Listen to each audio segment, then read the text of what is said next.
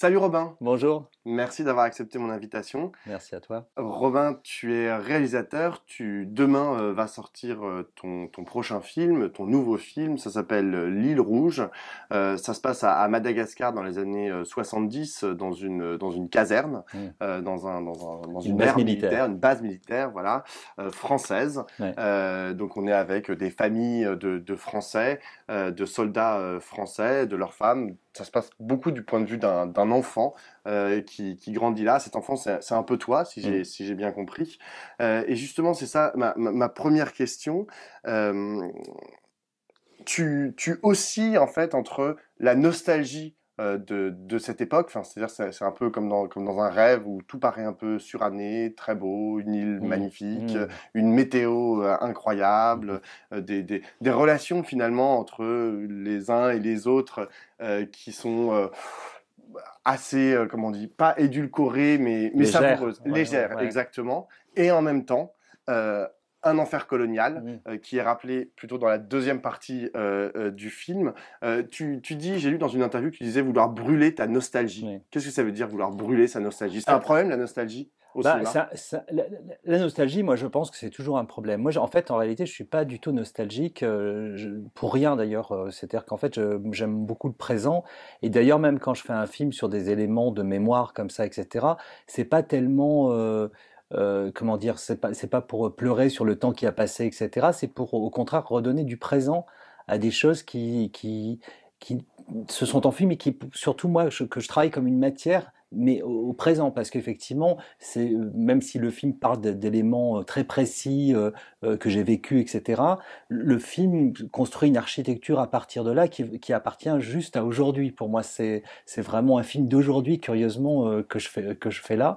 Et c'est vrai qu'en fait, ce qui m'intéressait, c'était de montrer, moi, ce qui m'intéresse, c'est toujours de montrer comment la violence est édulcorée, comment la violence est diluée en fait dans quelque chose d'un peu illusoire, dans une illusion, etc. Là, comment dire, la violence, elle est diluée parce qu'en réalité, la violence dans ce pays a eu lieu beaucoup plus tôt, en 1947 où il y a une répression française d'une violence assez considérable, et que après, le pays avait déjà obtenu son indépendance en 1960. Donc en fait, c'était une espèce de post-colonialisme soi-disant pacifié, enfin, évidemment du point de vue français, à cette époque. Et donc en fait, je raconte comment les gens se créent leur propre féerie, comment les gens s'inventaient leur propre bonheur, mais comme c'est ça que je gardais de mon regard d'enfant. Comme le bonheur était un peu, comme toujours, un peu précaire, un peu surjoué, je sentais qu'il avait une espèce d'illégitimité, en fait, ce bonheur-là. Et en fait, comment cette illégitimité hante en fait les relations de plaisir entre les gens et la vision très exotisante de ce pays on pouvait avoir à l'époque, quoi. Tu dis, j'ai fait un film d'aujourd'hui. Mm. Ça a beau se passer dans les années 70, t'as beau parler de cette Ouais. nostalgie de ton enfance. C'est un film d'aujourd'hui. Qu'est-ce que ça veut dire, c'est un film d'aujourd'hui? Qu'est-ce que ça a de rapport, le monde que tu décris dans ton film avec voilà, la réalité qu'on peut vivre aujourd'hui? Alors c'est pas tellement. Alors ça peut avoir sans doute des résonances avec ce qui se passe aujourd'hui. Quand je dis que c'est un film d'aujourd'hui, c'est que c'est un film que je fais aujourd'hui avec ma conscience d'aujourd'hui donc j'ordonne les personnages, les ambiances, etc. avec une logique, avec ma logique actuelle. C'est-à-dire que c'est pour ça que moi en fait c'est pas tellement au fond, je fais pas travailler complètement la nostalgie, je fais travailler un système d'images et d'imaginaire parce qu'en fait, quand on vit là-bas, quand on vit dans ce genre de situation, on vit pas la réalité, on vit son propre rêve. C'est-à-dire on s'invente, on se projette dans son propre rêve. Alors c'est pour ça que par exemple les images, elles sont à la fois assez réalistes et à la fois elles sont comme repeintes, comme si on rajoutait des couleurs. De manière un peu artificielle au décor qui nous entourait. Et donc, comment dire, c'est la fabrication de ce film qui, pour moi, et d'aujourd'hui, j'aurais pas fait ce film pareil il y a 10 ans, et d'ailleurs j'ai dû attendre sans doute la maturation, comme j'ai fait pour 120 battements par minute, pour comprendre quelle forme ça pouvait prendre. Et donc il faut un peu de temps pour trouver ça. Je l'ai fait avec, aussi avec mon co-scénariste Gilles Marchand et aussi avec Jean-Luc Raharimanana, qui est un écrivain malagasy, qui a beaucoup écrit sur ces périodes et même sur 1947. Il a écrit un très beau livre qui s'appelle Nour 1947. Et c'est vrai on a discuté de ça, de comment on voyait le pays, comment on voyait le rapport avec les Malagasy à l'époque, etc., qui était quand même relativement restreint. C'est tout ça qui m'intéressait, quoi. Qu'est-ce qui fonde, selon toi, le bonheur de ces colons militaires? Tout à l'heure, j'ai parlé avec un peu d'ironie de la météo, des Ouais, paysages, etc. Ce qui revient souvent dans le film, hein. Ils ouais. vantent toujours la beauté de cette île de Madagascar. Est-ce que c'est aussi, je sais pas moi, l'insularité, on va dire, dans l'île? Parce que c'est vrai que cette base militaire, ben, Ouais. elle est fermée, hein, pour rentrer dedans. Les habitants locaux doivent montrer patte blanche, ils passent un espèce de checkpoint, etc. Qu'est-ce qu'ils font de leur bonheur à ces gens? Leur bonheur illusoire, hein, comme tu Ben, dis. en fait, c'est un pays particulier par rapport aux colonies. C'est une île. C'est vrai que l'île, au fond, ça évoque encore plus de fantasmes. Moi, j'ai l'impression que c'est comme un refuge, une île, un petit peu. Et en fait, c'est beaucoup aussi un des personnages dit au début, bienvenue à la table des pieds noirs. Ça dit aussi des gens comme ma famille qui ont fait déjà d'autres colonies, qui sont déjà des migrants qui ont fait. Moi, je suis né au Maroc, j'ai vécu en Algérie après l'indépendance, et on est allé à Madagascar aussi, comme si on atteignait le dernier rivage pour ne pas retourner en France. Parce que ce qui anime les gens, c'est en fait d'être français, mais pas sur le territoire français. Mm. Et c'est aussi une manière d'échapper au temps, presque à la mort, quoi. Il y avait un truc, moi dans ma famille, il y avait une peur de la sédentarité, de s'arrêter, parce qu'on avait peur que inconsciemment, je pense que le temps nous rattrape, et, et avec le temps nous rattrapait aussi notre classe sociale. C'est-à-dire qu'en fait, quand on était dans ces pays, qu'on voyageait, on vivait dans des conditions qui étaient supérieures à ce qu'on allait vivre en France, et on le savait. Et par ailleurs, les militaires étaient payés un peu plus parce que personne ne voulait partir à l'étranger. C'est une Mm. époque où les gens étaient très sédentaires, ça l'est encore beaucoup encore aujourd'hui, mais à l'époque, donc en fait, ce qu'on vivait, et non seulement donc on était dans un pays, il y a toujours ce fantasme de l'Arcadie, du pays imaginaire où tout est là en abondance, etc. C'est ça, puisque c'est aussi des pays qu'on par ailleurs ont pillé, vraiment. Donc, et donc on se projette dans son propre rêve en Mm. fait quand on fait ça, je crois. D'autant que c'est intéressant ce que tu dis qu'il y a un espèce de rejet de la mort, de la faim, Ouais, etc. À la fin, en gros, tous les personnages, à part quelques personnages secondaires, regrettent leur départ. Parce qu'à la fin, ils doivent partir, ils doivent, ouais, on ferme la base, ouais, et tout le monde regrette. Tout le ouais. monde dit, bah, nous, on aimerait bien rester, etc. Moi, ce qui m'a aussi un peu choqué, c'est que c'est aussi un monde où il n'y a pas de vieux. Il n'y a pas de personnes retraitées, il n'y a pas de personnes qui ont arrêté de travailler, puisque ceux-là, bah, on imagine ils sont retournés en France. Cette question de la mort, Mm. enfin, ou plutôt de l'absence de la mort qui arrive quand même à la fin avec la fermeture de la base, Mm. c'est quelque chose que toi, tu as cherché à travailler? Bah, en tout cas, Ah oui, et il ne meurt pas. Juste, ouais, autre point, tu ne montres pas, on est quand même dans une base militaire ouais. où on imagine qu'il y a des exercices militaires, il y a parfois des confrontations militaires. Toi, dans ton film, il y a personne qui meurt, hein. C'est pas un spoiler, mais Ici, il y a des gens qui meurent, il y a des gens qui meurent bêtement, qui se noient ah oui, oui, c'est si vrai. la mort rôde en fait, Ouais, hein, la mort mais rôde, en accident, c'est un mais accident. en accident. D'abord, il y avait pas de conflit entre les Français et les Malagasy. Mm. Les Français, il y avait plus de, enfin, peut-être qu'il y en avait, mais en tout cas, moi, je suis pas au courant de tout ça. Mais en fait, la France, c'était quand même aider juste le gouvernement malagasy et à la limite. Envoyer, enfin aider les parachutistes à sauter dans des endroits précis quand il y avait notamment des rébellions de paysans dans le sud de l'île, etc. Donc c'était ça la France. Donc, le pays était pas en guerre, donc la France, elle voulait garder juste une place stratégique dans l'océan Indien. C'est vraiment cette chose-là. Donc, mais il y avait quand même il y avait des morts, mais c'est justement ces morts posaient question parce qu'en fait, il y avait toujours la question du rapatriement des corps, de où est-ce qu'on enterrait les gens, et notamment, il est question de noyades dans le film où on ne retrouve pas les corps, et c'était un truc très étrange de se dire que ces gens n'allaient pas être que les corps n'allaient pas être rapatriés, qu'on avait perdu les corps.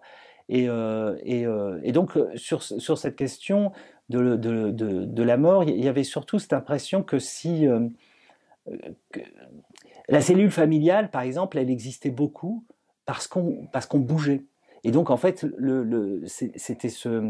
c'était cette cellule, mais la cellule, c'est à la fois un lieu de protection pour les enfants et à la fois, ça dit la prison. Ça dit aussi quelque chose qui est fermé, qui est clos. Voilà, j'ai quand même l'impression que c'était presque une notion d'enfermement et c'est particulièrement un enfermement pour Colette, pour la mère de Thomas.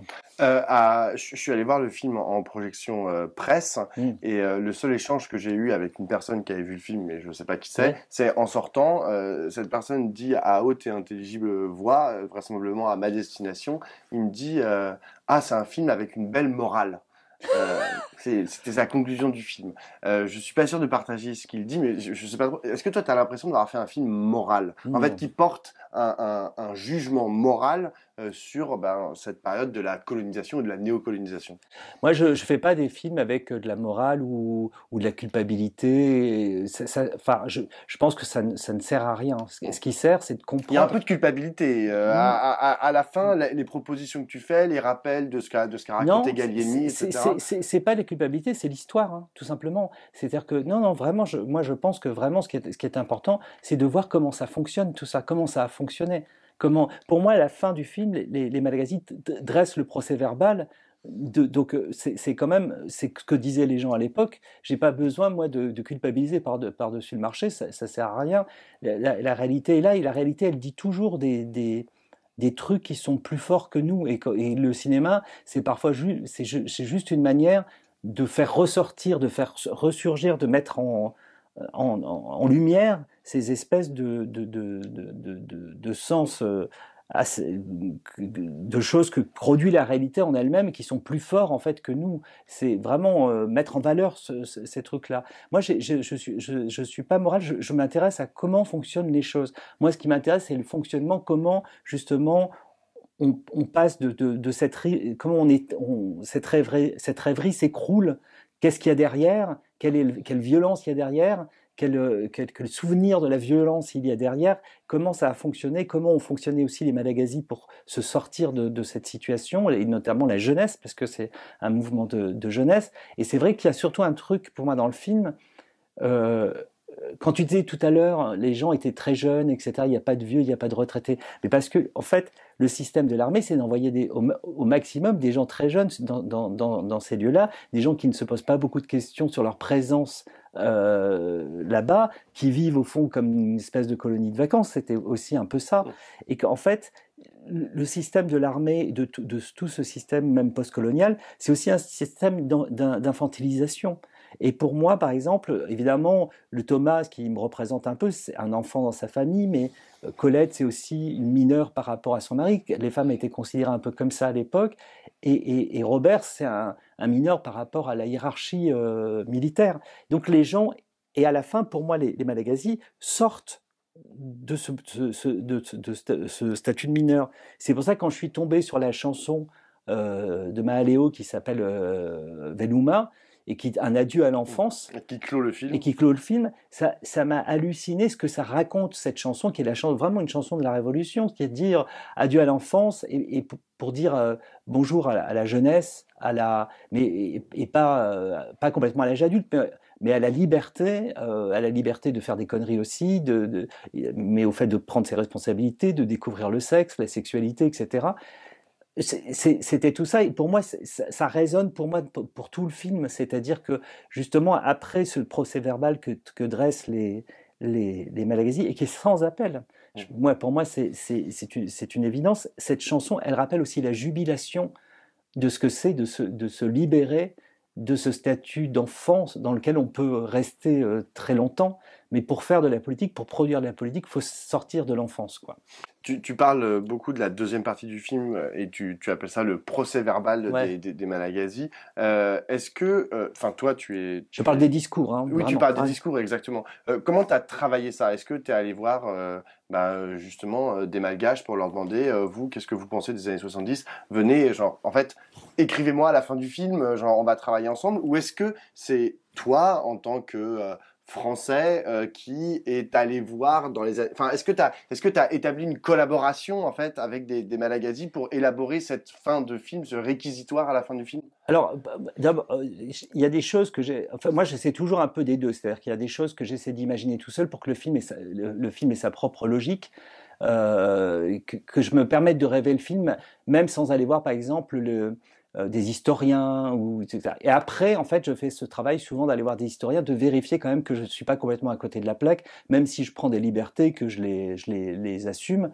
Mais sur la question évidemment du double regard, c'est là-dessus que j'ai travaillé avec Jean-Luc Raerimanana, c'est-à-dire de lui faire lire des versions à chaque fois et de rediscuter un peu des dialogues et tout ça, parce que effectivement, je peux pas complètement valider moi-même toute cette dernière partie du film. Et surtout pour moi, ce qui m'intéressait, c'était presque parce que on a l'impression qu'on oppose deux mondes, mais le film passe aussi par des personnages relais qui pour moi sont presque plus importants que cette opposition. C'est-à-dire notamment un personnage qui s'appelle Myangal.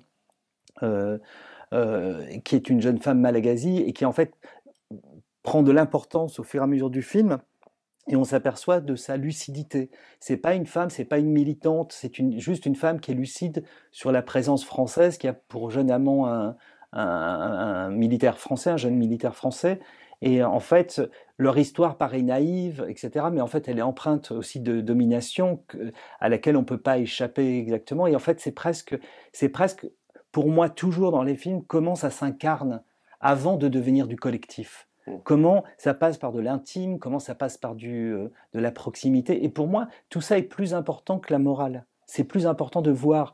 Quand ça s'incarne, ça empêche d'être dans une chose un peu abstraite. Pour moi, ça dit les contradictions humaine. Par exemple, le personnage de Bernard, l'amant de cette jeune femme, il est vraiment, je crois, assez amoureux et assez amoureux de l'île et il croit en être un petit peu parce que voilà, il travaille aussi avec un garçon qui s'appelle Ange, qui est un jeune Malagasy qui travaille avec lui sur la base militaire.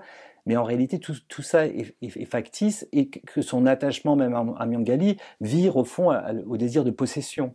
Et que voilà, quand c'est incarné, pour moi, c'est plus fort au fond politiquement, même si à la fin je termine avec des discours politiques. Et pour moi, c'est presque ces métamorphoses des personnages qui m'intéressent davantage. Tu as décrit ton film comme étant la fin d'un rêve, Ouais. d'un rêve qui est parfois violent, Mm. empreint de domination, notamment de domination coloniale. Et tu as dit que c'était aussi un film d'aujourd'hui. Est-ce qu'aujourd'hui tu considères que on vit là aussi, dans une certaine mesure, la fin d'un rêve? Mais du coup, comment tu le matérialises ce rêve? C'est quoi ce rêve en fait qu'on est en train de terminer?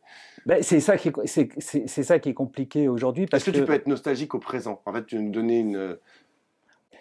moi, enfin, le rêve, en tout cas, le rêve de cette époque, en réalité, c'est quand je parle d'un rêve, attention, hein, c'est vraiment, je repensais tout à l'heure à cette histoire de ce que disait Deleuze sur Minelli, où il disait, Minelli raconte toujours comment quelqu'un est enfermé dans le rêve d'un autre. Le colonialisme, c'est quand même, les Malgaisies étaient quand même enfermés dans le rêve de puissance de la France, de contrôle de la France, etc.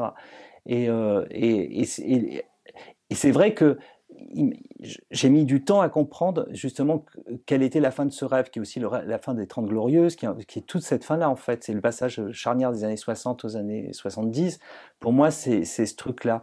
Mais je pense qu'on est toujours, il y a toujours des espèces de fantasmes qui se terminent. Mais comprendre quel est le fantasme aujourd'hui qui se termine, moi je suis pas si capable de le dire aujourd'hui. J'ai l'impression juste, enfin, ce que tout le monde remarque, c'est une droitisation, une extrême même droitisation de la pensée politique et de la parole politique qui est devenue très très étouffante. Mais je ne sais, malheureusement, je ne sais pas comment on se sort de ça, et j'en suis très inquiet, quoi, quand même.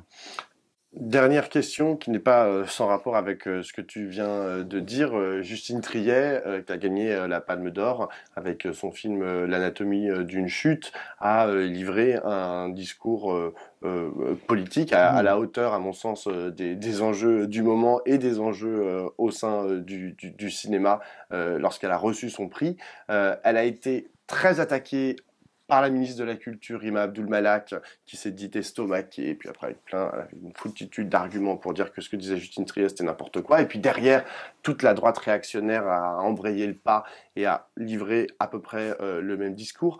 Toi, comment tu te positionnes par rapport à ça? J'ai pas, je t'ai entendu sur Quotidien, Ouais. bien sûr, apporter ton soutien total à Justine Triet, mais surtout, qu'est-ce que ça dit en fait du monde dans lequel on vit, et surtout de la perception du cinéma par toute une partie de notre classe politique, y compris au pouvoir, hein, rue de Valois, au ministère de la Culture. Bah, c'est-à-dire que là, en fait, c'est vrai que la réaction de la ministre de la Culture qui se dit estomaquée, bon, effectivement, moi, j'ai rappelé tout simplement que je vois pas dans quoi elle était étonnée, puisque cette défense du modèle français de fabrication des films et de financement des films, on le défend depuis longtemps. On s'est plaint depuis longtemps d'un rapport qui avait été fait par Dominique Boutonnat. En 2018, Dominique Boutonnat est nommé l'année suivante au Centre national de la cinématographie, donc on avait un peu raison d'être inquiet. Donc c'est incroyable qu'on dise que Justine Triet crache dans la soupe, puisqu'elle défend ce système, et que curieusement, visiblement, tout le monde trouve que finalement ce système est super, y compris des gens de droite qui pourtant crachent dessus depuis très longtemps. Donc très bien, si on est d'accord là-dessus, c'est formidable. J'ai pas l'impression que ce soit ce qui se passe, et moi j'ai le sentiment en tout cas que qui est terrible, c'est que effectivement qu'on dise ce sont des privilégiés, etc. Moi, c'est vrai que je me considère comme privilégié, c'est-à-dire que quand on est réalisateur, réalisatrice, qu'on réussit à faire les films qu'on veut faire, on est privilégié. Ça, pour moi, il n'y a pas de doute. Mais considérer que le cinéma est un monde de privilégiés, c'est profondément dégueulasse, parce que c'est comme si les techniciennes, les techniciens n'existaient pas, que les acteurs et les actrices étaient tous des stars. C'est complètement faux. On est quand même dans une industrie avec des gens qui travaillent. C'est quand même un travail. On demande beaucoup aux gens qui travaillent sur nos films. C'est quand même, on a une chance en France d'avoir des gens qui connaissent très bien le cinéma, qui travaillent énormément. Je trouve incroyable et donc, d'une certaine manière, quand on entend ça, on se dit qu'effectivement, c'est un système qu'on essaie d'attaquer en réalité en faisant semblant de le défendre. Moi, c'est ça qui m'inquiète, et surtout, Mais voilà. ça t'inquiète, mais tu penses que à la fin des fins, on va gagner la bataille, ou est-ce qu'on est en train de perdre cette bataille culturelle sur l'importance du cinéma que vous faites, Justine, toi et beaucoup d'autres? Bah, moi, ce que je pense qu'on peut la perdre euh, par le fait que ça va être beaucoup plus difficile si le système devient plus mise tout sur la rentabilité pour faire que des jeunes cinéastes, c'est ce qu'a dit hein, Justine encore une fois, c'est que des jeunes femmes et des jeunes hommes puissent faire leur premier film, leur second film, etc. Ça va être compliqué. Moi, mes deux premiers films se sont plantés en salle, ça fait 40 000 entrées, l'un et l'autre. Euh, Eastern Boys au fond a une meilleure presse et marque un petit peu, on va dire, certains professionnels, etc. Et c'est 120 battements par minute qui d'un seul coup est un succès. Mais donc il a bien fallu Trois films, trois c'est le films troisième. et je ne parle pas quand même de gens qui font des films qui coûtent une fortune avec des stars, etc. et qui se plantent. Et j'ai pas non plus envie d'avoir des leçons d'économie de cinéma Mm. dans ces conditions-là. Je pense que c'est surtout que ce qu'on met en avant là, c'est quand même la parole populiste, c'est-à-dire c'est vraiment pour, enfin la démagogie, enfin surtout, c'est-à-dire de dire regardez ces gens, ils crachent dans la soupe alors qu'ils sont subventionnés, etc. Tout ça, ben, c'est l'exception culturelle aussi. Hein, je veux dire, c'est quand même quelque chose qu'on a défendu et que les gens semblent défendre.